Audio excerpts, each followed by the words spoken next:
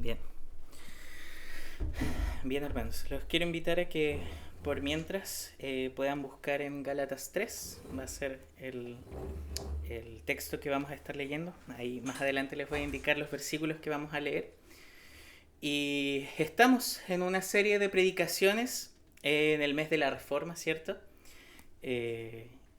Como dije la semana pasada, es un trabalengua. Semper reformanda secundum verbum Dei. Iglesia siempre reformándose según la palabra de Dios.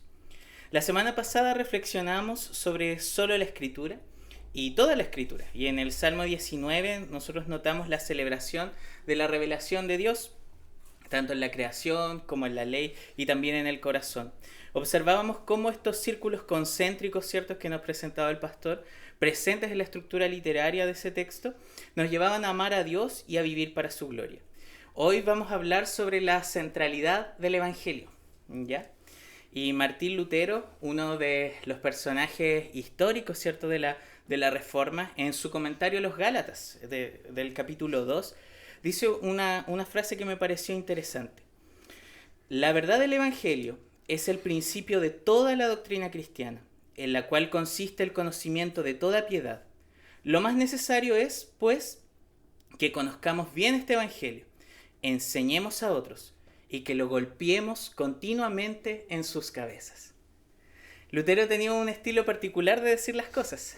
Él quería insistir que el Evangelio es algo que continuamente debemos estar predicando y enseñando los unos a los otros, porque somos dados a olvidar y cambiarlo por otras cosas. De hecho, eso se hizo patente en la serie que tuvimos de ídolos, que ciertamente nos marcó a todos. Ahora Lutero habla desde su contexto en una iglesia que necesitaba la reforma. Cuando leemos la historia a veces la leemos un poco rápido. Se nos olvida que fueron procesos largos, que fueron años que pasaron que la iglesia pudiera reconocer la importancia del Evangelio. Recordemos que esta iglesia en ese tiempo, ¿cierto?, estaba en un estado decadente. Los cargos eclesiásticos eran vendidos por dinero, existía un abuso de poder, había una ostentación de riquezas enorme y sobre todo había una poca o nula preocupación por las escrituras. Incluso tenían esta venta de indulgencias, ¿ya?, que seguía la siguiente lógica. Si tú pagas con dinero, puedes comprar la remisión de tus pecados y la de tus familiares. La implicación detrás de este método es que yo puedo hacer algo para que mis pecados sean perdonados. Y es por eso que estaba erróneo. Lutero cuestionó la validez y contraargumentó algunos de sus razonamientos en sus 95 tesis. De hecho, una de sus tesis que yo encuentro maravillosa es la tesis 62, que dice así: el verdadero tesoro de la Iglesia es el sacrosanto evangelio de la gloria y de la gracia de Dios. Dentro de su contexto, y aún con sus falencias, ¿cierto?, Lutero exaltó la gracia de Dios, enseñando a hermanos como nosotros la centralidad del evangelio. ¿Cómo tiene Lutero esta visión tan claramente? Leyendo las escrituras. Y eso es lo que nosotros vamos a hacer el día de hoy. Queridos hermanos, leamos Gálatas 3, de los versículos 1 al 14. Gálatas 3, de los versículos 1 al 14. Dice así: Oh Gálatas insensatos, ¿quién los ha fascinado a ustedes, ante cuyos ojos Jesucristo fue presentado públicamente como crucificado? Esto es lo único que quiero averiguar de ustedes. ¿Recibieron el Espíritu por las obras de la ley o por el oír con fe? ¿Tan insensatos son? Habiendo comenzado por el Espíritu, ¿van a terminar ahora por la carne? ¿Han padecido tantas cosas en vano? Si es que en realidad fue en vano. Aquel pues que les suministra el Espíritu y hace milagros entre ustedes, ¿lo hace por las obras de la ley o por el oír con fe? Así Abraham creyó a Dios y le fue contado como justicia. Por tanto, sepan que los que son de fe, estos son hijos de Abraham. La Escritura, previendo que Dios justificaría a los gentiles por la fe, anunció de antemano las buenas nuevas a Abraham, diciendo: en ti serán benditas todas las naciones. Así que los que son de la fe son bendecidos con Abraham, porque todos los que son de las obras de la ley están bajo maldición, Pues escrito está, maldito todo el que no permanece en todas las cosas escritas en el libro de la ley para hacerlas. Y que nadie es justificado ante Dios por la ley es evidente, porque el justo vivirá por la fe.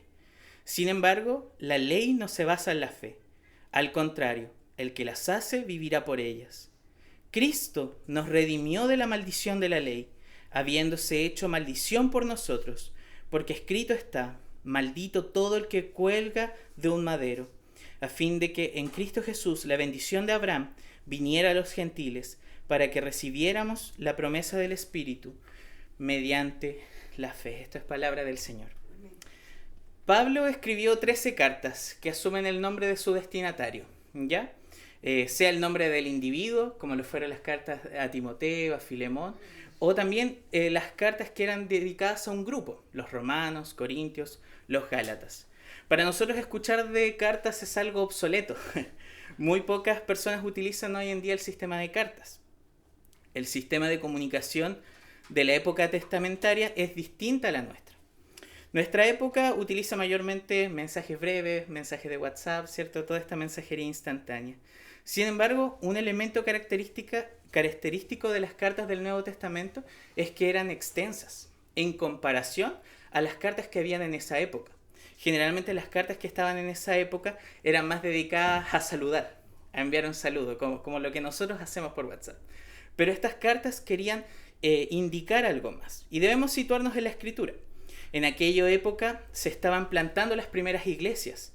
Los obreros eran pocos, probablemente hacían de todo, igual que nosotros aquí en Osorno. Tenían todo un equipo de preparación, ¿cierto? Incluso las personas que los pastoreaban en su inicio ya no estaban presentes, pues seguían viajando para cumplir la gran comisión. Los apóstoles viajaron mucho y una vez establecidas las iglesias, ellos podían también delegar a líderes que pudieran continuar también con la misión. Pero era un contexto muy difícil, ¿ya? Era un contexto de persecución y también de levantamiento de falsas doctrinas. Entonces, para poder llevar a cabo la misión, utilizaban estas cartas con un propósito en específico, un propósito pastoral y un propósito misional, ¿ya? Los escritores no necesitaban meramente hacer saludos, sino que ellos debían enseñar, debían reprender, debían corregir y debían instruir. Ahora, son cartas que sustituyen la presencia personal, pero venían revestidas con autoridad. Pablo no podía estar presente en ese momento con ellos, pero la carta hace tan patente su presencia que se puede sentir un enojo, un disgusto, un descontento. De hecho, síganme ahí con la lectura. En Gálatas 4:20 dice lo siguiente: quisiera estar presente con ustedes ahora y cambiar mi tono, pues estoy perplejo en cuanto a ustedes. Se deja de manifiesto este tono que tiene esta carta: perplejidad, descontento, enojo. Y se deja de manifiesto también que Pablo tiene un anhelo de que los gálatas se arrepientan y encuentren esperanza en Cristo. No lo hacen con una autoridad antojadiza, lo hacen en el nombre de Jesucristo, porque son apóstoles, son los enviados y testigos de Cristo resucitado. Por ende, cuando ocupan estos tonos de mensaje, tanto de amonestación como de esperanza, lo hacen conscientes de que es la voluntad del Señor para estas iglesias. Ahora, algo interesante sobre este asunto es que los apóstoles se hacían responsables por el mensaje. Pablo dice al finalizar la carta en Gálatas 6:11, miren con qué letras tan grandes les escribo de mi propia mano. Sabemos por contexto que los autores escribían al finalizar sus cartas para asegurar que lo que escribió el escriba, valga la redundancia, era como estaba cierto según el pensamiento que él tenía. Era como una firma en un documento. Ahora, en este sentido debemos saber que cuando se escribían las cartas no era una sola persona que estaba involucrada, sino que habían muchos colaboradores en medio de ello. Escribas, gente que aportaba con el dinero, las personas que llevaban las cartas y estaban incluso dispuestos a resolver las dudas, conocían el mismo argumento con el que se estaba presentando también el autor. Y de hecho, Gálatas al inicio, en Gálatas 1:2, presenta también a estas personas, dice: yo, Pablo, apóstol, y todos los hermanos que están conmigo, ¿ya? Era un trabajo en conjunto hasta el final. Una vez que llegaba el mensajero al destinatario, la carta era leída en toda la comunidad. Este es un mensaje a una iglesia, ¿ya? Y a unas iglesias, porque eran a las iglesias de Galacia. No nos olvidemos de esto, porque no es un enfoque meramente selectivo. Toda la palabra del Señor era importante para la iglesia. Por ende, esto implica para nosotros que nuestro corazón debe estar dispuesto a oír la Biblia, a oír la palabra del Señor, a poder escuchar su voluntad. Ahora, estas cartas quieren tratar situaciones problemáticas o específicas. Pablo escribe con necesidades prácticas de los Gálatas en la mente. En el caso de los Gálatas era que las iglesias de la región de Galacia estaban entrando personas que buscaban pervertir el evangelio, ¿ya? Eran unos falsos hermanos, de hecho dice anteriormente en el capítulo 2, versículo 4, que señalaban la circuncisión como un punto importante para vivir la fe. Es decir, querían que aquellos gentiles que estaban conociendo al Señor se circunciden. En palabras más sencillas, tenían en mente que el referente de una vida santa era un judío, ¿ya? Por lo tanto, debían esforzarse mental y corporalmente para vivir como judío, lo que implicaba seguir una serie de reglas para ser aceptados por Dios. Esta era la lógica interna que tenía este pensamiento y estos hermanos. De hecho, en Gálatas 6, 12 al 13 dice lo siguiente: los que desean agradar en la carne tratan de obligarlos a que se circunciden, simplemente para no ser perseguidos a causa de la cruz de Cristo, porque ni aun los mismos que son circuncidados guardan la ley, pero ellos desean hacerlos circuncidar para gloriarse en la carne de ustedes. La problemática era aún más grande porque el anhelo de esforzarse ni siquiera era consistente o coherente consigo mismo, ¿ya? Ellos no cumplían lo que obligaban a otros a cumplir. Eran incoherentes, incluso había motivaciones escondidas. Querían una vida cómoda, que no implica riesgos. Claramente habían sido sordos a las bendiciones de Cristo, porque Cristo dijo en su momento: bienaventurados los que son perseguidos por mi causa. Las cartas del Nuevo Testamento, queridos hermanos, son sumamente interesantes porque son la aplicación práctica de la teología a una situación específica de la iglesia. Ahora, en específico sobre la carta a las iglesias de Galacia, Pablo no se dirigía a una sola iglesia como él se los mencionaba anteriormente, sino que a varias que estaban en esa región de Galacia. Y en particular, la forma de las cartas era una introducción, un cuerpo y una conclusión, como nos enseñaron en el colegio. En la introducción iba el nombre del autor, el nombre de los receptores, un saludo y una oración introductoria. Algo curioso de esta carta de los Gálatas es que omite la acción de gracias. Pasa directamente a una reprensión, a una amonestación. Y esto se debe a que Pablo de verdad estaba indignado, estaba enojado, ¿cierto? Y veía esta situación como urgente, porque los Gálatas estaban cambiando el evangelio de Cristo por una vida de esfuerzos que ignora la gracia de Dios. Ahora, ¿por qué los judíos querían mantener las leyes y la circuncisión? El contexto metanarrativo nos entrega mayor información. Es decir, debemos ver que estas cartas también son parte de la verdadera historia del mundo, ¿ya? Recordemos que en el periodo intertestamentario, después del regreso del exilio, los judíos sobrevivientes abrazaron distintas esperanzas. De hecho, lo vimos en nuestra serie El drama de las Escrituras. Trabajamos este asunto de manera más amplia ahí. Los fariseos y judíos que le seguían abrazaron su esperanza en un apego a la ley. Incluso agregaron restricciones a su antojo para poder simular santidad ante los demás. La razón probable para poder hacer esto es que había un imperante temor a volver a cometer los mismos errores de una vida sin la ley de Dios. Sin embargo, cometen otro error porque lo reemplazan con un constante temor ansioso de buscar por mis esfuerzos vivir para Dios. El engaño es sutil, queridos hermanos. ¿Por qué? Porque se retira la esperanza del rey mesiánico. Este rey mesiánico que había venido a aplastar la cabeza de la serpiente. Entonces ponían su esperanza en algo que era aún más débil, algo que era aún más inestable, como lo son nuestros esfuerzos. Entonces, el capítulo 3 tiene todo este telón de fondo, ¿cierto? Este contexto narrativo, pero también un contexto situacional. De hecho, en el capítulo 2, Pablo ha dejado claro que solo somos justos por la fe en Cristo.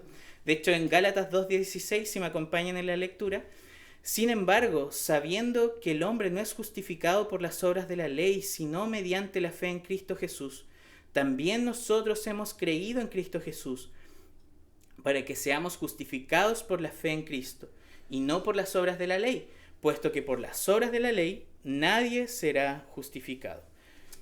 Entonces, el asunto es excluyente. ¿Es por la fe en Cristo o nada? Somos salvos cuando dejamos de confiar en nuestros esfuerzos o en la ley y confiamos en la obra de Cristo, en lo que Él hizo en su vida, en su obra, muerte y resurrección. Incluso Pablo señala que por Cristo ahora tiene una nueva motivación para el cotidiano, es decir, ahora vive Él para Dios, y lo dice en Gálatas 2:20, con Cristo he sido crucificado, y ya no soy yo el que vive, sino que Cristo vive en mí. Y la vida que ahora vivo en la carne, la vivo por la fe en el Hijo de Dios, el cual me amó y se entregó a sí mismo por mí. En otras palabras, no solamente creemos en el Evangelio, sino que vivimos por el Evangelio. Crecemos por el Evangelio, somos santificados por la fe en Cristo. Es decir, como solíamos cantar en algunos himnos antiguos, la vida tiene sentido solo por Él. Como les mencioné, la estructura del texto seleccionado es interesante porque, no sé si lo notaron, comienza con una amonestación, oh Gálatas insensatos, pero termina con una esperanza, Cristo nos redimió. Amén. Estas cosas deben ir juntas, queridos hermanos, porque si solo nos enfocamos en amonestar sin esperanza, nos quedamos en un pesimismo que es destructivo. Pero si solo entregamos esperanza sin la amonestación, es ilusionar. Es ignorar el problema. Pablo no quiere hacer eso, quiere hacer las dos cosas. Generalmente escuchamos también este esquema en la medida en que nosotros entendemos que nuestro pecado debe saber amargo. Entonces las buenas noticias tendrán un sabor dulce. El texto nos va a presentar 3 razones de la centralidad del Evangelio. La primera, el Evangelio es importante porque Cristo es presentado claramente en contra de nuestros esfuerzos. Un poco largo. Estoy aprendiendo a hacer título. El Evangelio es importante, esto es lo segundo, el Evangelio es importante porque es la bendición para vivir por la fe. Y tercero, el Evangelio es importante porque nos redimió de la maldición. Vamos a ver cada uno de ellos ahora en detención.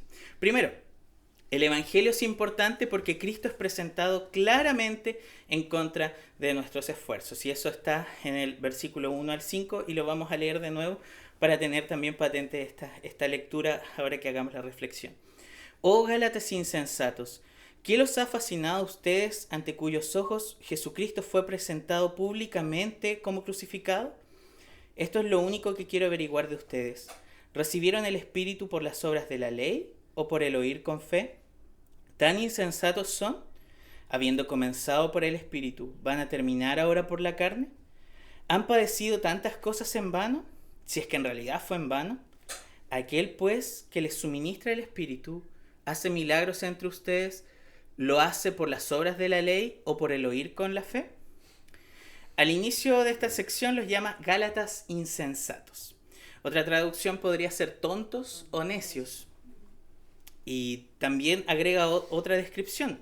Los llama fascinados, como lo traduce aquí la NBLA, pero una mejor traducción sería hechizados. ¿Ya?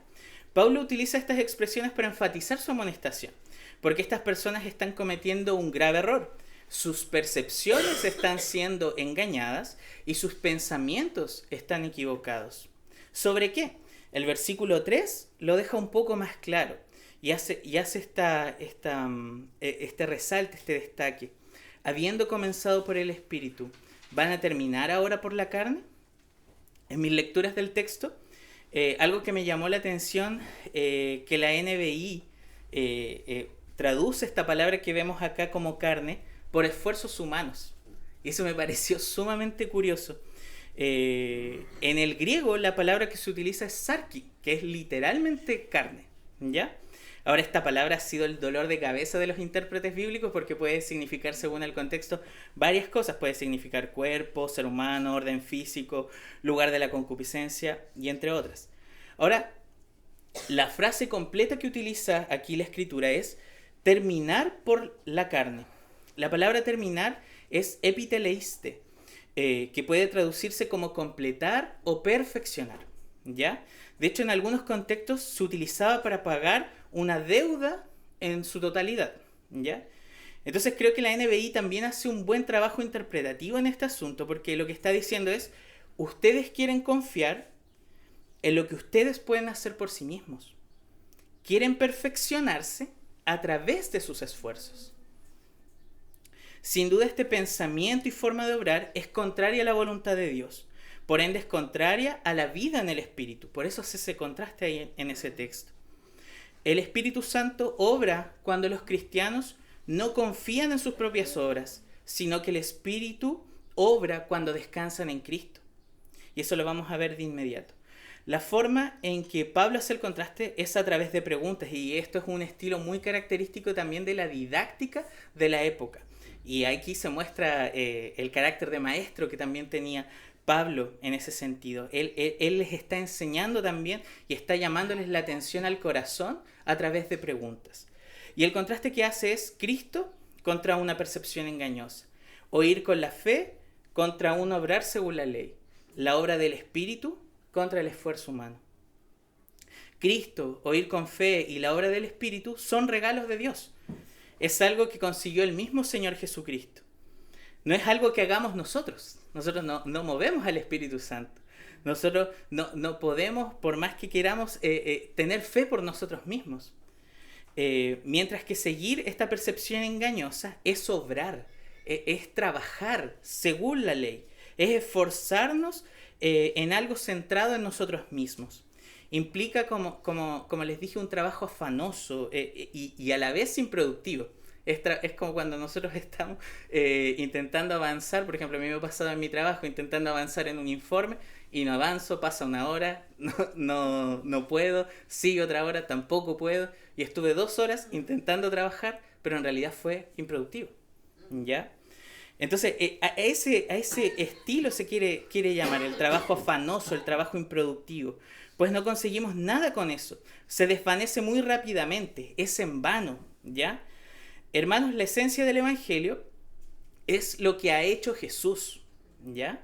Él ha vivido la vida que tú jamás alcanzarás por tus esfuerzos y ha recibido la ira y muerte en la cruz que nosotros deberíamos haber recibido por nuestra falta de confianza e ímpetu autónomo. Ahora, a los Gálatas, el Evangelio de Jesús les había sido presentado públicamente y gráficamente, como de hecho lo dice ahí el versículo 1. Jesucristo fue presentado públicamente como crucificado. Por eso la amonestación inicial, porque es tonto cambiar a Jesús por nuestros esfuerzos. Aplicando a nosotros fácilmente podría decir osorninos insensatos, purranquinos insensatos. Se les ha presentado a Cristo y aún así quieren vivir estableciendo sus propios códigos, cumpliendo lo que quieren cumplir y lo que se les hace más cómodo. No descansan en Cristo, no confían en Cristo. La raíz de esto, queridos hermanos, es nuestro corazón pecaminoso. Es buscar el control de nuestras vidas, es buscar definirnos por nosotros mismos, es satisfacernos con cosas artificiales, porque, queridos hermanos, no es lo mismo un jugo en polvo que un jugo de naranja recién exprimido. Pero lamentablemente nuestro corazón se conforma con esos jugos en polvo. Hermanos, debemos volver una y otra vez al Evangelio de Cristo crucificado. No nos dejemos hechizar por nuestros esfuerzos artificiales, sino que deleitémonos y seamos cautivados por la hermosa obra que Él hizo. Segundo, el Evangelio es importante porque es la bendición para vivir por la fe. Desde el versículo 6 al versículo 9 dice así: Abraham creyó a Dios y le fue contado como justicia. Por tanto, sepan que los que son de fe, estos son hijos de Abraham. La Escritura, previendo que Dios justificaría a los gentiles por la fe, anunció de antemano las buenas nuevas a Abraham, diciendo: en ti serán benditas todas las naciones. Así que los que son de la fe son bendecidos con Abraham el creyente. En esta sección Pablo es brillante porque utiliza el Antiguo Testamento para contradecir a los judaizantes. Está utilizando sus mismos argumentos.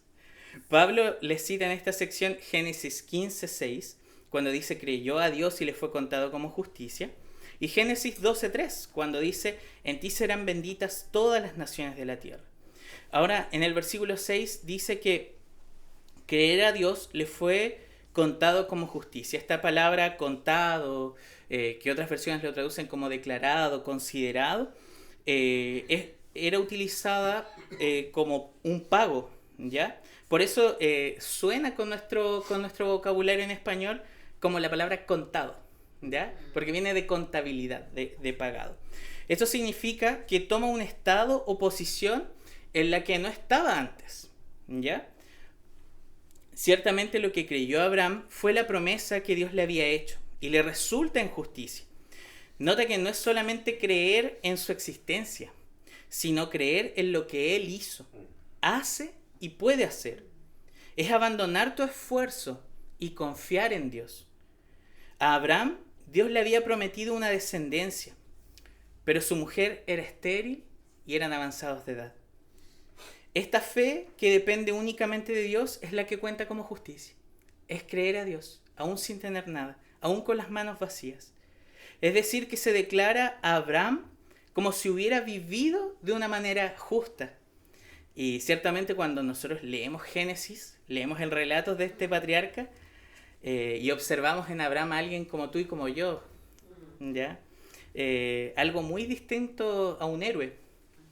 Vemos a un hombre que tambalea, que peca, que flaquea, pero el mérito de aquellos relatos se los lleva a Dios, que hace una promesa, que sostiene una familia, que bendice su vivir y que cumple sus planes.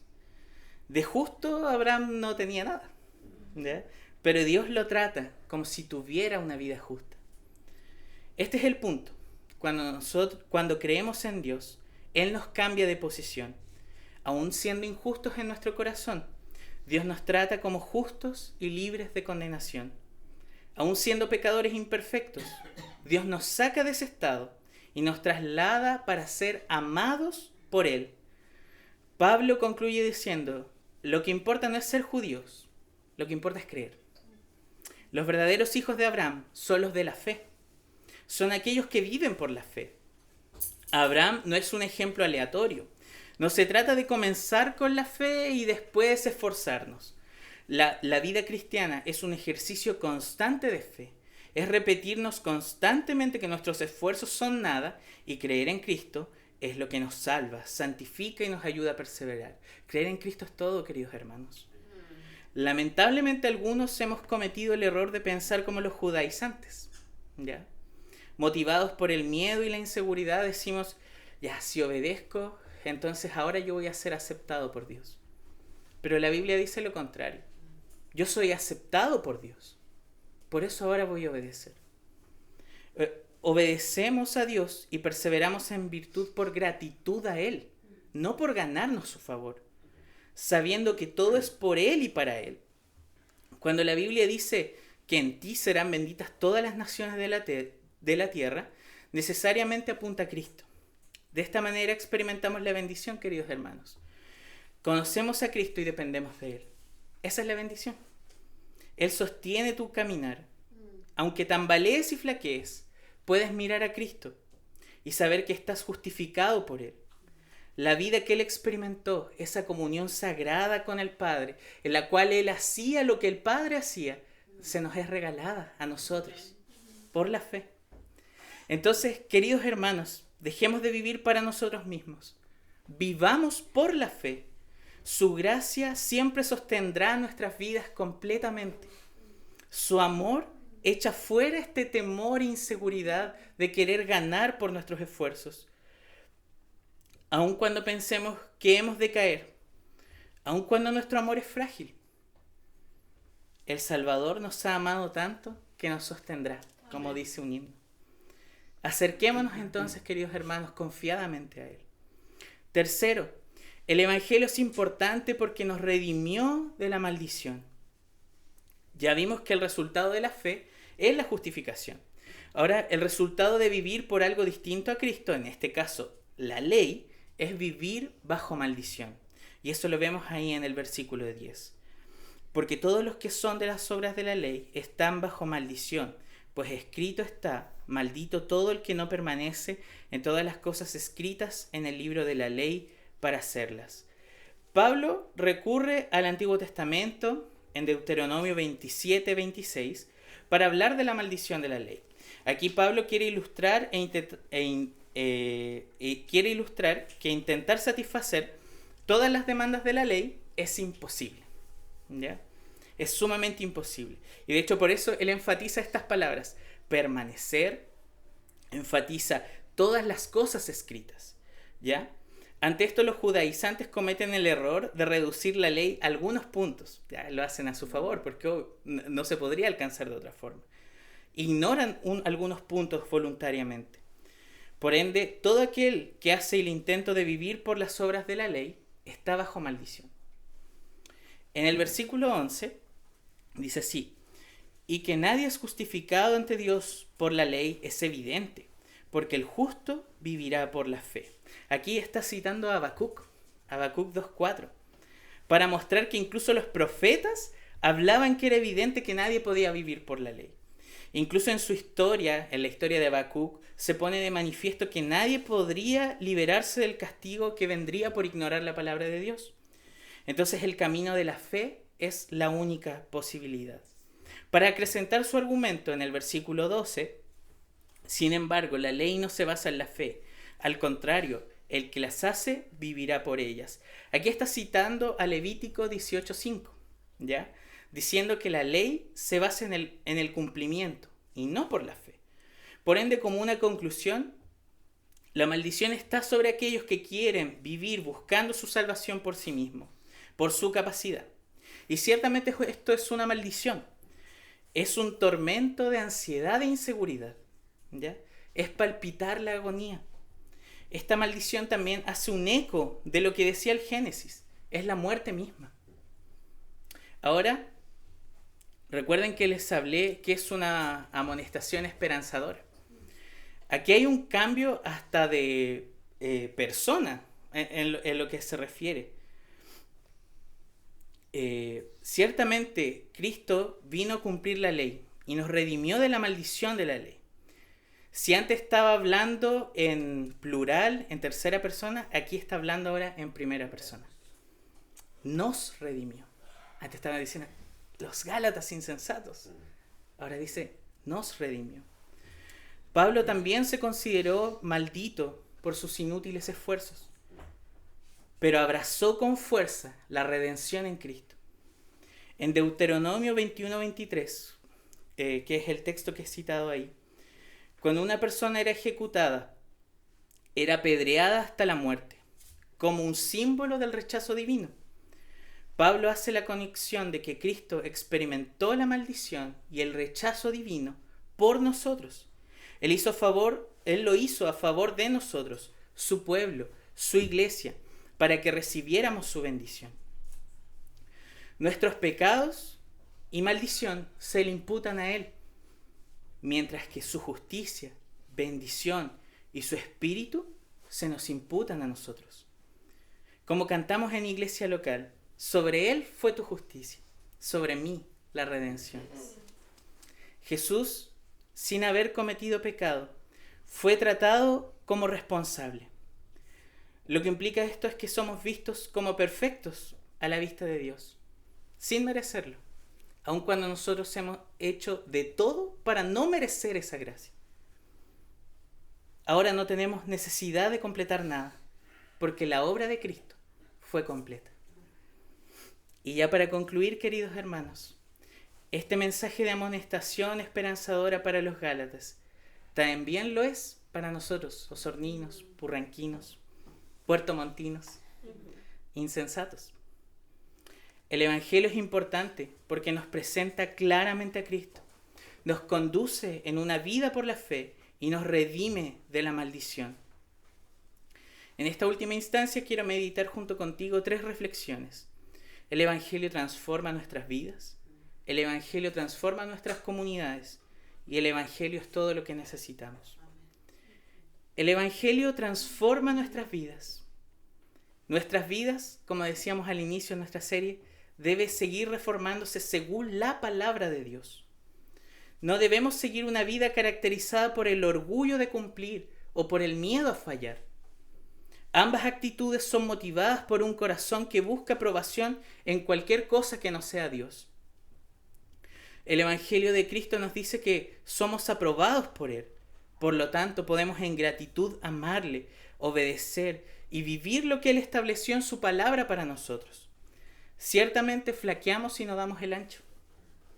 Por esto debemos volver una y otra vez el Evangelio, como si martilláramos esta idea en nuestra mente, en nuestro corazón y también en nuestras manos. Porque el Evangelio transformará lo que creemos, lo que deseamos y lo que practicamos. Solo el Evangelio, queridos hermanos. No nuestros esfuerzos. Solo el Evangelio. El Evangelio transforma nuestra comunidad. Este mensaje era enviado a las iglesias de Galacia. Comunidades enteras debían ser transformadas.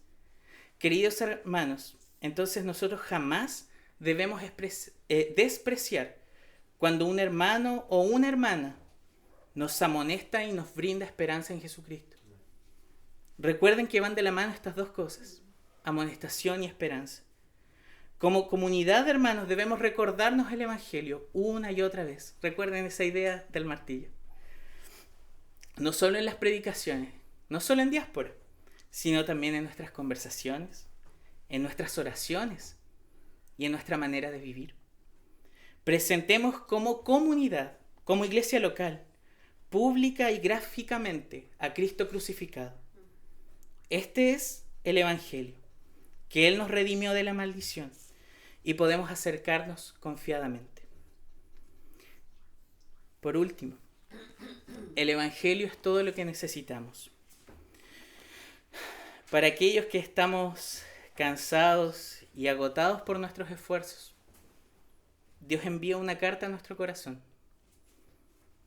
que dice: yo te he dado todo, confía. Te he hecho mi hijo. Deja de esforzarte por definirte falsamente. Dios dice: te doy una identidad como regalo.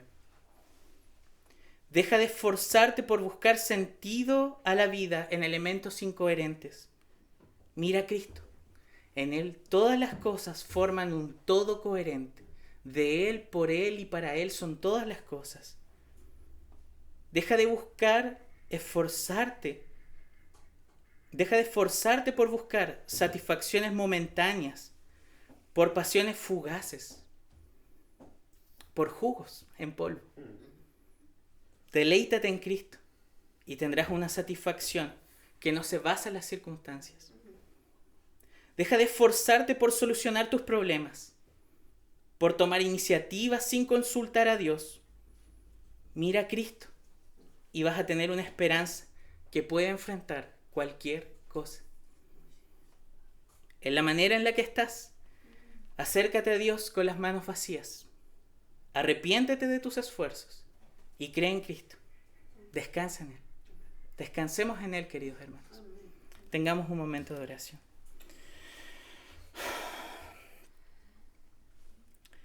Amado Dios, te damos gracias por tu palabra, por tu evangelio, Señor. Te pedimos perdón por nuestra insensatez, por querer cambiar tu precioso evangelio por una vida ansiosa y perfeccionista de esfuerzo, Señor. Perdónanos.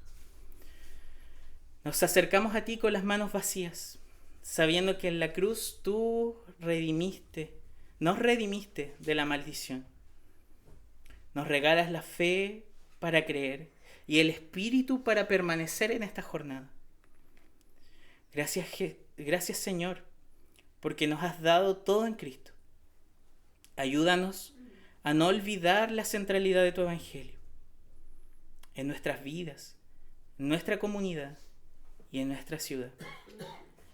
En el nombre y por los méritos de Jesús. Amén.